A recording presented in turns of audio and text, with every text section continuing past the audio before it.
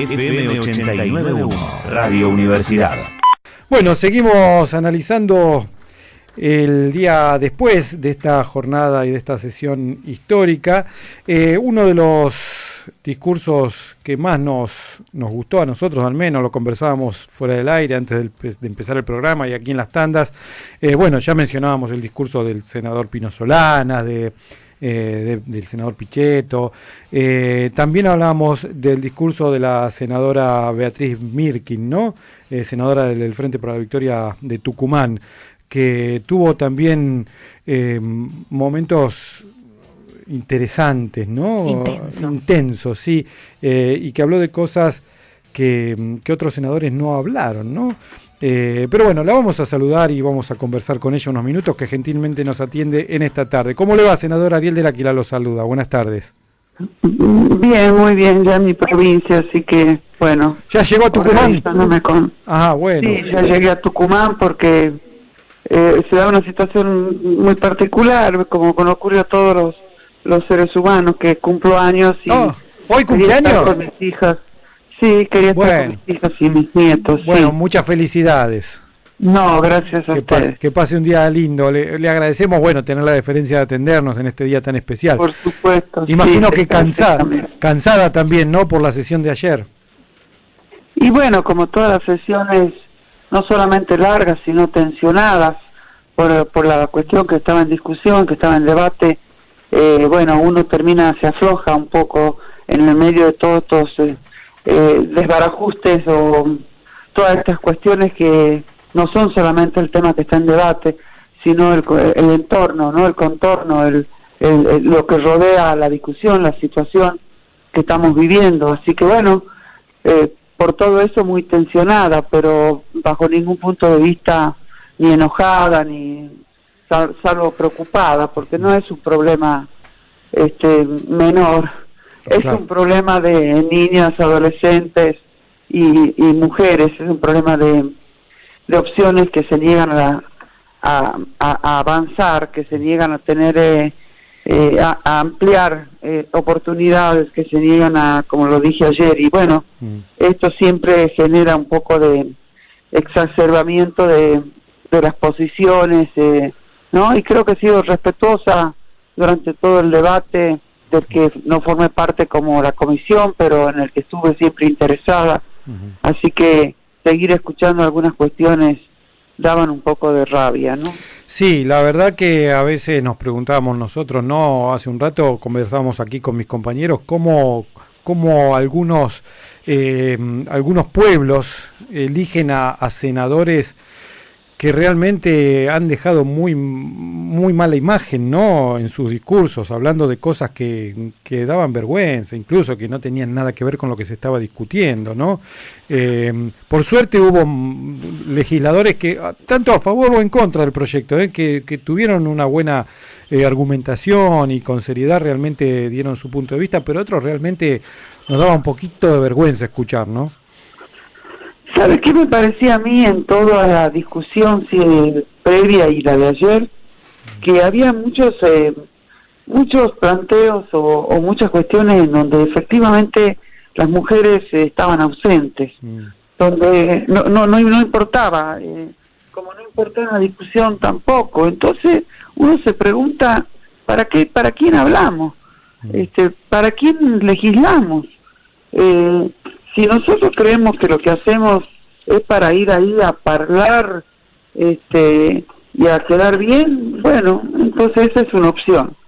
Si no, los discursos tienen que ser, me parece, por eso yo a veces que no hablo, no me parece que sea mi tema, no me parece que sea cuestiones que puedo opinar dando algo singular, pero cuando están en juego derechos, ahí sí ya no le saco el traste a la jeringa, como se dice, ¿no? Trato de opinar y de decir realmente, claro. Sin grandes circunloquios y grandes palabras, que el bloque constitucional y que las cosas, ¿no? Mientras la gente no entiende de qué hablamos. Ayer en un momento de su discurso usted dijo: si salimos de acá sin la ley ¿Qué vamos a hacer? ¿Qué hacemos mañana? Bueno, hoy es mañana. ¿Qué se hace a partir de ahora, Beatriz? Porque las cosas siguen igual que ayer. Mire, yo justamente dije que el problema de aquellos que planteaban todas las atrocidades de quienes estábamos a favor de alguna ley que mejore las condiciones de vida de más de la mitad de la población, habremos dado un paso adelante. Si no, como hemos hablado muy tranquilamente y muy responsablemente con el obispo, y ahí me surgió esta cuestión de qué hacer, porque habíamos quedado con él en vernos mañana. Dijimos, el día 10, que estaré yo acá en Tucumán, es el día después. Y el día después tenemos que trabajar como vinimos trabajando antes, por lo menos en mi caso, con las mismas problemáticas que nos sacuden a diario y que no podíamos dar respuestas.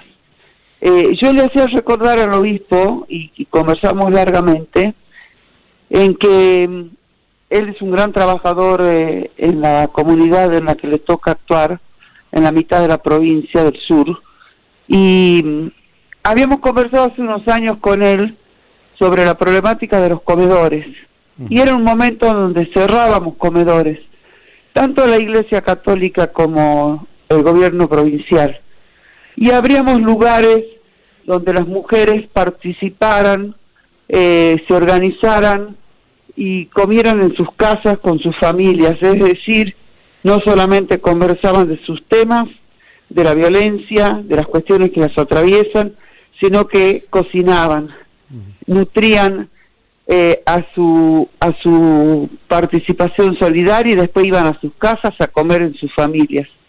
Y estábamos volviendo a los comederos.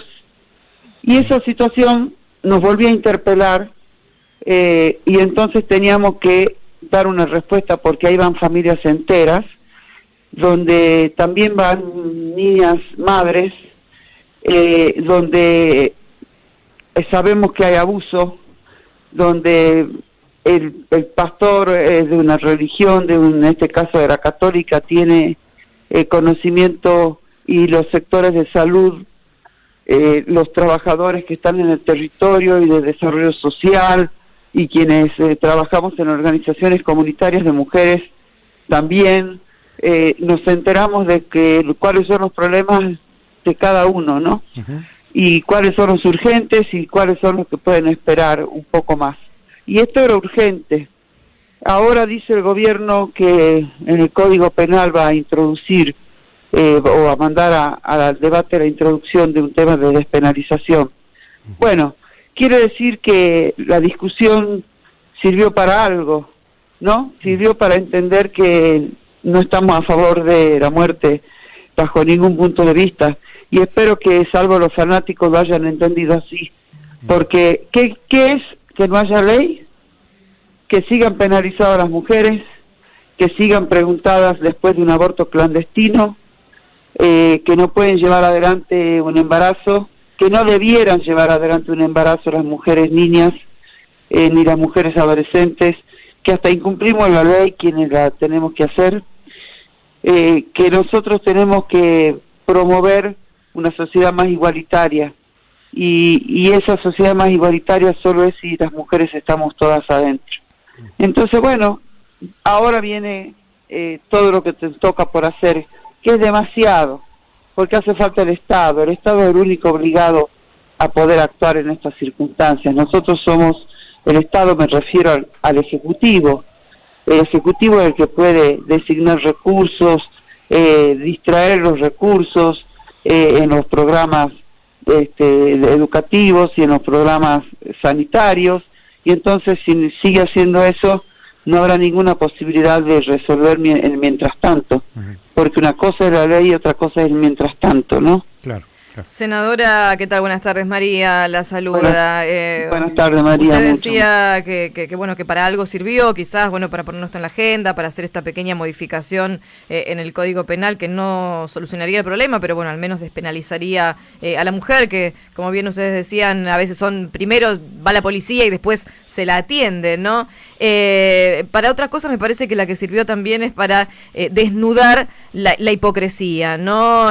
Uno de los temas que usted trajo y me parece que ningún otro había traído a la mesa, no sé si en diputados me parece que pasó lo mismo, es cómo se desoyó el problema, ¿no?, de vetar la ley de trombofilia, y ahí no se preocuparon, ¿no?, por la vida del embrión. Y otro tema es el tema de la mujer como envase, ¿no? Usted hizo referencia a algo que muchos solicitaban, y era la adopción desde el vientre, ¿no? Algo así como casi como la comercialización de personas, y se refirió a un problema que no sé si ocurre a menudo en su provincia, que es el de elegir a los chicos por si son blancos, si son negritos. Esa referencia me pareció como muy fuerte. ¿Cuál es la realidad que se vive ahí en Tucumán? En todo el país.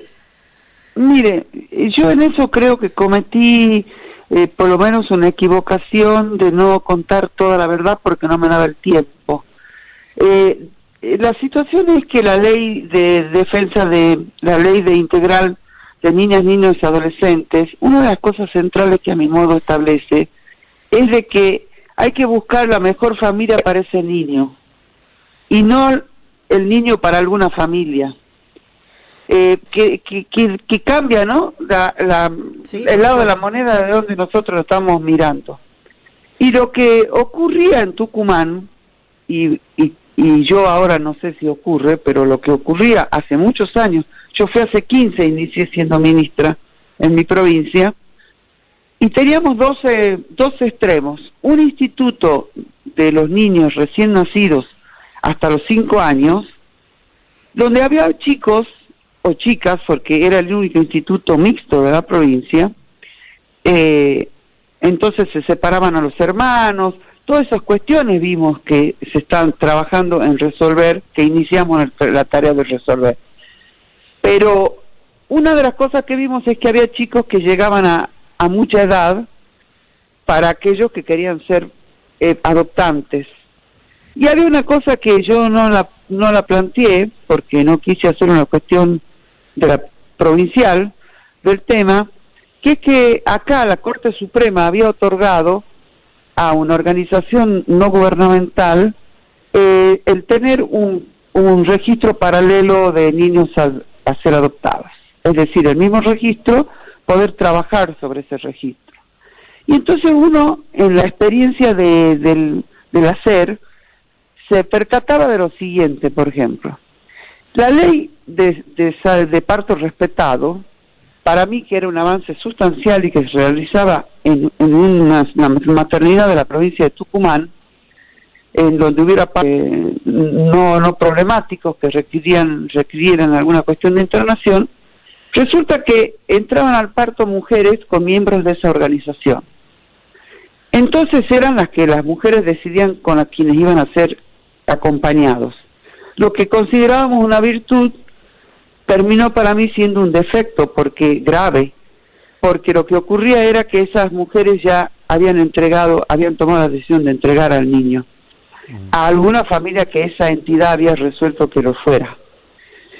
Y nosotros trabajamos para que no se le entregue al niño, porque lo que nosotros creemos es que justamente lo que tenemos que tratar de garantizar es que aquella persona que resuelve tenerlo, lo tuviera, y no lo tuviera solamente para tenerlo, sino lo tuviera para vivirlo, para maternarlo. Y entonces esa cuestión a mí siempre me hizo trabajar, incluso con la Corte, para que se diera de baja ese convenio y se trabajara de otra forma. O por ejemplo, las adopciones simples. Usted sabe que en Argentina existía la posibilidad de que si un varón le decía a su esposa o a su pareja que había cometido un desliz, que lo hacían a menudo, se presentaba en la maternidad. Ahora es más difícil porque está el tema de la huella, sí, y del ADN también que se puede confirmar, y decía que había cometido un desliz, fíjese la palabra, ¿no?, que usan para los varones, un desliz. La mujer lo perdonaba y entonces el niño era anotado a nombre de la mujer que le había parido conjuntamente con la persona que había cometido el desliz. Y entonces se hacía una adopción simple de la mujer, de la esposa o de la pareja de a quien había cometido el desliz. Eso es un nivel de perversión que a mí me parece que es de un nivel de gravedad, sí, que son cosas que los trabajamos muy fuertemente para evitar. Por lo cual el registro civil, entre otras cosas, está hace muchos años en la maternidad. Somos la primera provincia que tiene el registro civil dentro de la maternidad y que hace pocos años lo tiene los 7 días de la semana, porque si lo tenemos de lunes a viernes, se iban niños sin el nacido vivo, lo dejaban, y por eso teníamos casos de 10.000 niños nacidos vivos que no tenían DNI. Fíjense, no tenían identidad y no la tuvieron y siguen sin tenerla en la Argentina, no solamente en Tucumán. Entonces salimos a buscar a esos niños ya grandes algunos y algunos todavía pequeños que pudieran por vía administrativa recuperar. O sea, no tenían DNI, quiere decir no que lo habían perdido, sino que nunca lo habían tenido. Senadora, seguramente derechos, esto que sucede en su provincia debe suceder en otras provincias. De hecho, uno conoce gente hasta incluso que dicen, ay, porque fui a adoptar un nene a tal lado porque ahí había colonias alemanas, entonces son rubiecitos. O sea, a mí todas estas cosas que usted decía me llamaron mucho la atención. Que desnuda una hipocresía enorme, ¿no? La discriminación no era solo por el color de la piel. Sí, la hipocresía fue por alguna discapacidad, la hipocresía fue porque esa relación con el niño no era buena y lo mismo había una intención de entregárselos. Bueno, una cantidad de cuestiones que uno percibía ahí difíciles. Ahora este tema seguramente se va a volver a tratar, ¿no? ¿Usted confía en que esa hipocresía cambie? ¿Cree que la mentalidad de quienes votan, de quienes hacen las leyes puede cambiar? Puede llegar a cambiar, aunque es como... hay un bloque pétreo que no es la legislación, sino que son las cuestiones de carácter religioso que son como inmodificables, ¿no? Y hay otro bloque, no desde el punto de vista partidario, sino otro bloque de pensamiento sobre que hay cosas que tienen que cambiar, que corresponden a una época, que se han ido modificando. Y en eso creo que tenemos que trabajar, porque si no trabajamos en eso y conseguimos por lo menos un nivel de aceptación, no, como dicen, de tolerancia, porque tolerar es aguantar. En cambio, aceptar es reconocer que el otro tiene una opinión distinta y uno la reconoce como distinta, pero la comprende en toda su dimensión. Y esto es lo que nosotros tenemos que trabajar en el Senado. Si no, son cosas muy individuales, muy de soluciones parciales.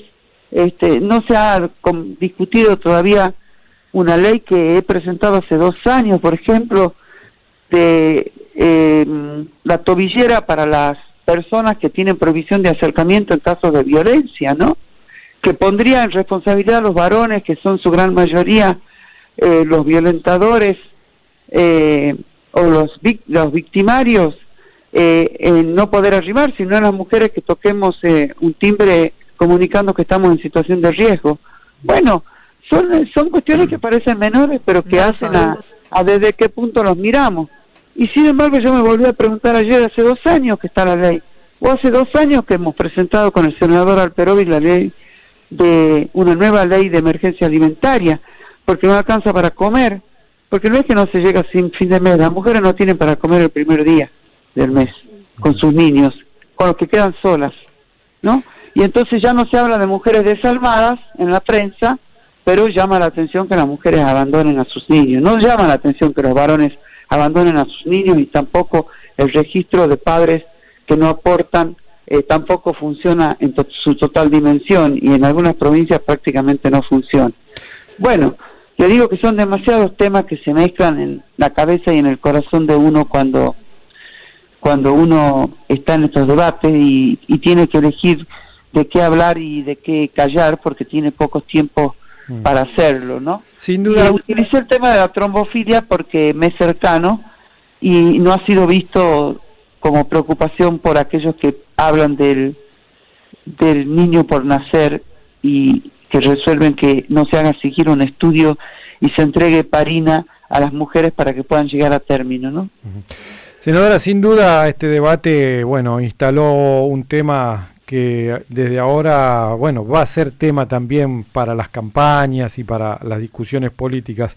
¿Considera como la expresidente, como la senadora Cristina Fernández de Kirchner, que ahora el movimiento al que usted pertenece debería ser nacional, popular, democrático y feminista? Bueno, yo pertenezco al peronismo y creo que tenemos que estar todos juntos y tendremos que conversar si esas cosas que no solamente se dicen de boca se aceptan, ¿no? Luego decir, la igualdad en las listas, hay que aceptar que el cupo es una cuestión solamente de momento, hay que cambiar la legislación. Yo creo que es un debate que salió a la luz, que se hizo visible, y que el tema de la asignación también en cabeza de las mujeres demuestra que cómo tenemos que avanzar por allí. O sea, son múltiples políticas que pueden ir haciendo visible que hace falta tener igualdad entre varones y mujeres. Muchísimas gracias, senadora, por atendernos. Bueno, que pase un lindo día de cumpleaños ya con su familia y bueno, nuevamente muy amable por su atención. No, les agradezco a ustedes, disculpen la atención. Que siga bien. Bueno, hablamos con la senadora del Frente para la Victoria de Tucumán, Beatriz Mirkin, una de las senadoras que tuvo un discurso muy encendido, ¿no? A punto tal de que la presidenta del cuerpo en un momento... Sí, que le dio miedo que le dé algo, sí, ¿no? Dijo, cálmese, tengo miedo. No, me pareció una exageración. Tenga miedo, claro, estaba encendido el discurso, bueno, la efusividad de decir lo que tenía ganas de decir. Pero bueno, fue uno de los discursos sobresalientes, ¿no? Dentro de una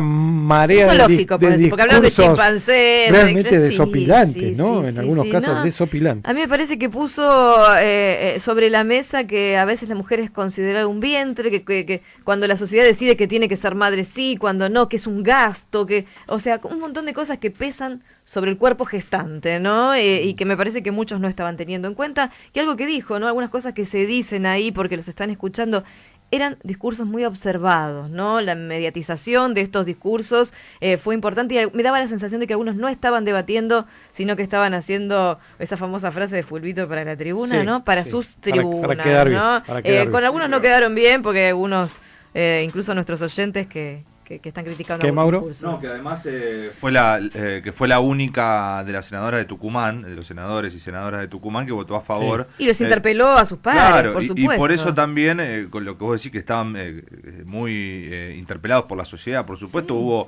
algunas, por ejemplo, el Perovich, que fue víctima también de si votaba amenazas, si votaba en contra, bueno, y sin embargo... a la senadora no le importó esto, así que bueno, para destacar también obviamente de todas las provincias del norte. Sí, ya en diputados alguno dijo, yo como en mi campaña prometí que no, voy a votar por el no, ¿no? Sí, o las encuestas, bueno, vuelvo, ¿no? Digamos, hacer una encuesta, para eso hacemos un plebiscito. ¿Para qué vos necesitas una encuesta si vos tenés que decidir sobre lo que va a suceder? No, a través de una encuesta a ver si te conviene o no. Desde la Universidad Nacional de La Matanza, Radio Universidad FM 89.1. Siempre cerca.